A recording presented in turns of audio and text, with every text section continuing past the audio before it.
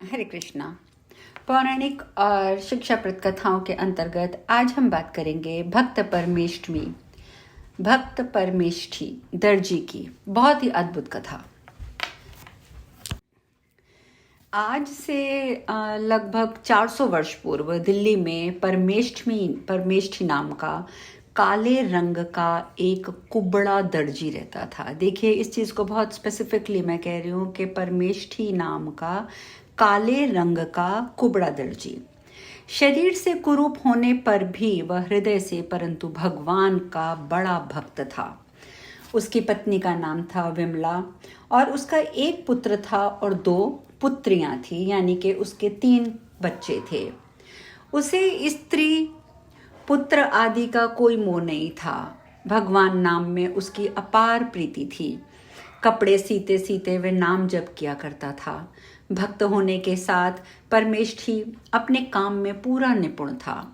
सिलाई के बारीक काम के लिए उसकी बड़ी ख्याति थी। बड़े बड़े अमीर नवाब उसी के पास अपने वस्त्रों को सिलवाने के लिए भेजते थे। बादशाह को सिर्फ उसी के ही सिले हुए वस्त्र पसंद आते थे, क्योंकि उसके सिले वस्त्रों में कभी कोई कमी नहीं होती थी। एक बार बादशाह के सिंहासन के नीचे 2 बढ़िया गलीचे उनके पैर रखने के लिए बिछाए गए। बादशाह को वे गलीचे पसंद नहीं आए। उन्होंने 2 तकिए बनवाने का विचार किया। बहुमूल्य मखमल मंगाकर उस पर सोने के तारों के सहारे हीरे माणिक मोती जड़वाए गए। जड़ाऊ काम बादशाह को पसंद आया। परमेष्ठी को बुलवाकर बादशाह ने वह कपड़ा उन्हें दिया और उसके 2 तकिए बनाने का आदेश दिया। परमेष्ठी वह रत्न जड़ित वस्त्र लेकर अपने घर आ गया।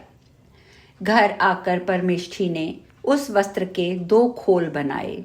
दोनों में इत्र से सुगंधित रुई भरी। तकियों के ऊपर रत्नों के बने फूल पत्ते जगमगा रहे थे। इत्र की सुगंध से पूरा का पूरा उसका स्वयं का घर भर गया। ऐसे तकिए भला दर्जी अपने घर में कैसे रखे? वह उन्हें बादशाह के लिए ले जाने के लिए कि बादशाह को दे आता हूं, अपने घर से जाने के लिए खड़ा हो गया। तकियों को उठाकर हाथ में लेते ही परमेष्ठी ने ध्यान से रत्नों की छटा देखी। उनके मन में कहा उसने, कितने सुंदर हैं ये तकिए। क्या एक सामान्य मनुष्य के योग्य हैं ये तकिए? इनके अधिकारी तो भगवान वसुदेव हैं। और जैसे जैसे इत्र की सुगंध नाक में पहुंचने लगी, वैसे वैसे ये विचार और दृढ़ होने लगा। मन में द्वंद्व चलने लगा। ये कारीगरी किस काम की जो भगवान की सेवा में ना लगे? परंतु मैं क्या करूं? तकिए तो बादशाह के हैं, मेरे तो है नहीं। मेरे होते तो मैं जाकर अभी भगवान को समर्पित कर देता, पर ये तो बादशाह के हैं। मन में असमंजस चल रहा था और उस असमंजस ने ऐसा रूप ले लिया कि परमेष्ठी को पता ही नहीं चला कि वो कहाँ पर है और क्या कर रहा है। उस दिन जगन्नाथपुरी में रथ यात्रा का महोत्सव था। परमेष्ठी एक बार जाकर रथ यात्रा का महोत्सव देखकर आया था। आज भावावेश में जैसे रथ यात्रा का वह प्रत्यक्ष दर्शन करने लगा। परमेष्ठी देख रहा था कि श्री जगन्नाथ जी के रथ पर श्री जगन्नाथ जी विराजमान हैं। सहस्त्रों नर नारी रस्सी पकड़े रथ को खींच रहे हैं। कई पीछे से ठेल रहे हैं। कीर्तन हो रहा है, जय जयकार गूंज रहा है। सेवक गण एक के बाद एक वस्त्र बिछाते जा रहे हैं। श्री जगन्नाथ जी एक वस्त्र से दूसरे वस्त्र पर पधारते हैं। सहसा रथ के कठिन आघात से जगन्नाथ जी के नीचे बिछाया हुआ वस्त्र फट गया। सेवक मंदिर में दूसरा वस्त्र लेने दौड़ा, पर उन्हें देर होने लगी।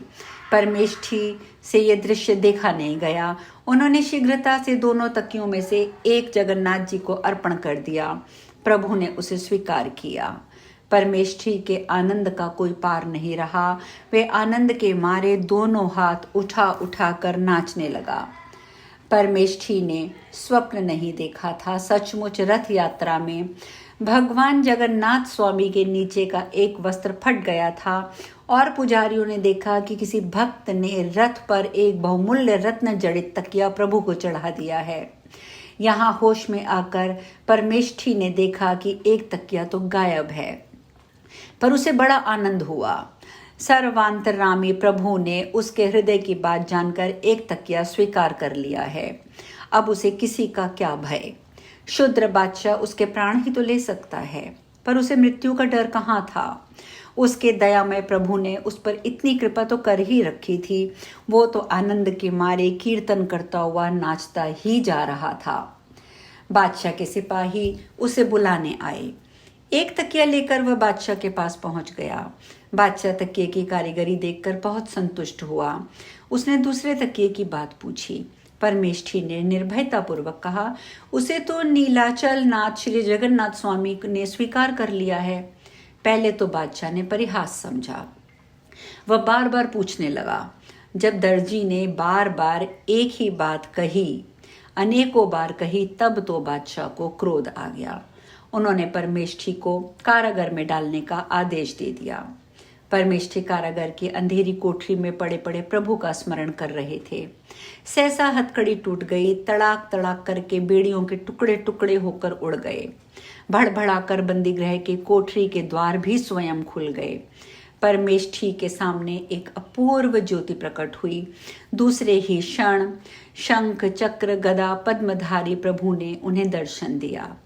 परमेष्ठी आनंद मग्न होकर प्रभु के चरणों में लौटने लगा। प्रभु ने कहा, परमेष्ठी, मेरे भक्त से अधिक बलवान संसार में और कोई नहीं है। किसका साहस है जो मेरे भक्त को कष्ट दे। आ बेटा, मेरे पास आ। परमेष्ठी तो कृतार्थ हो गए। प्रभु ने अपने चरणों पर गिरते हुए उन्हें उठाया, उनके मस्तक पर अपना अभय कर रखा। उन्हें मुक्त करके वे अंतर्ध्यान हो गए। और उधर दूसरी ओर बादशाह ने स्वप्न में एक बड़ा भयंकर पुरुष देखा, जैसे साक्षात महाकाल अपना कठोर दंड उठाकर उसे पीट रहा हो और गर्जन करते हुए कहता हो, तू परमेष्ठी को कैद करेगा, तू। बादशाह डर के मारे चीख कर जग गया। वह थर थर कांप रहा था। उसका अंग अंग दर्द कर रहा था। शरीर पर प्रहार के स्पष्ट चिन्ह थे। सवेरा होते ही उसने मंत्रियों से स्वप्न की बात कही। सबको लेकर वह कैद खाने गया। वहां जाकर क्या देखा कि पहरेदार तो सोए पड़े थे। परमेष्ठी की हथकड़ी बेड़ी सब टूटी हुई थी। उसके शरीर से एक दिव्य तेज निकल रहा था और वे ध्यान में मग्न थे। ध्यान टूटने पर वे व्याकुल से होकर रोने लगे। बादशाह को बड़ा आश्चर्य हुआ। उसने परमेष्ठी से हाथ जोड़कर क्षमा मांगी। नाना प्रकार के वस्त्राभरणों से सुसज्जित करके हाथी पर बैठा के गाजे बाजे के साथ उन्हें शहर लाया गया। बहुत सा धन दिया गया उन्हें। चारों ओर भक्त परमेष्ठी की जय जयकार होने लग गई। परमेष्ठी को ये मान प्रतिष्ठा बिल्कुल भी नहीं रुची। प्रतिष्ठा से बचने के लिए दिल्ली छोड़कर वह दूसरी जगह चले गए और वहीं रहकर अपना पूरा जीवन उन्होंने भगवान के भजन कीर्तन में समर्पित कर दिया। तो आज हमने एक महान भक्त की कथा की चर्चा की। कल हम नई कथा के साथ मिलेंगे। हरे कृष्णा।